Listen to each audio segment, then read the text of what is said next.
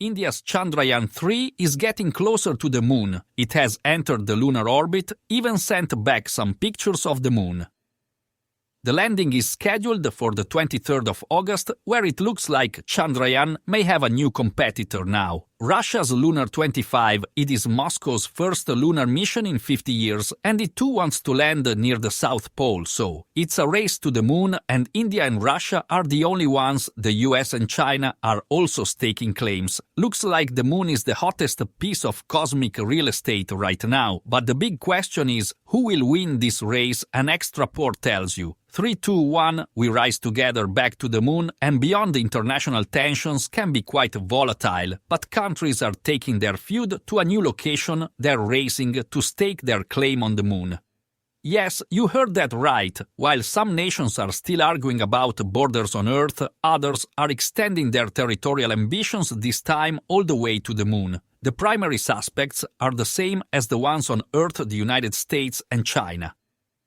America is going back to the moon, but this time to stay at least. That's NASA's plan for now, and they want to do it before China. This is part of America's Artemis project. It wants to send humans to the moon at least by 2030.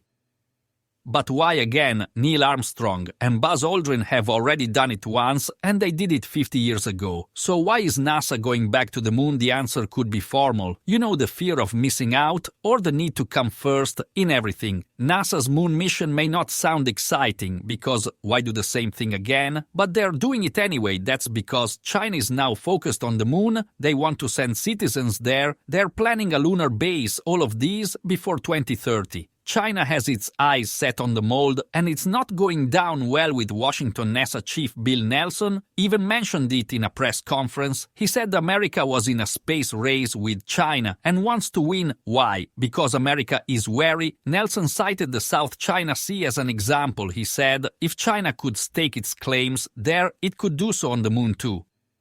NASA wants to assure that resources on the moon are available to all, so it wants to get there first. But it's not just a race between the US and China. Other nations too are part of the space race, like India and Russia. Rosto, on July 14th, it's already released. Some images of the moon is supposed to land on the moon on August 23rd. Successful India will be the first country to land on the South Pole. It will also be the fourth nation to achieve a lunar soft landing: the US, the former Soviet Union and China. But the Chandrayaan now has a new competitor. Moscow is launching its lander on August 11th. This is Russia's first lunar mission since 1976. With this, it plans to return to the moon for the first time in 50 years. The Luna plans to land near the South Pole, and according to the calculated timetable, it may get there around the same time. So, is it a race on who gets there first? Well, Russia says no. It says the two missions will not get into each other's way. That's because they have different landing areas.